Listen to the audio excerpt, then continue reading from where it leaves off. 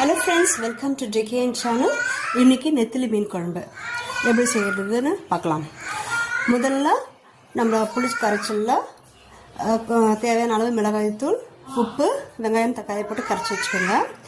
இப்போ நெத்திலியை நல்லா மஞ்சள் போட்டு க்ளீன் பண்ணி வச்சுருங்க.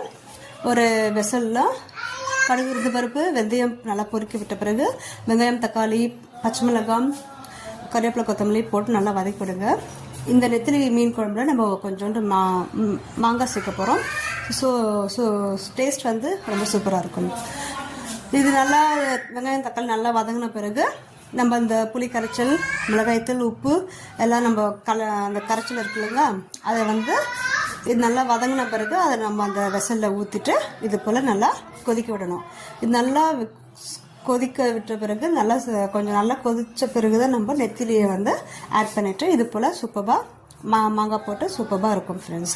So thank you friends, please subscribe my channel. Till now I reached 31 subscribers. Thank you friends, thank you so much.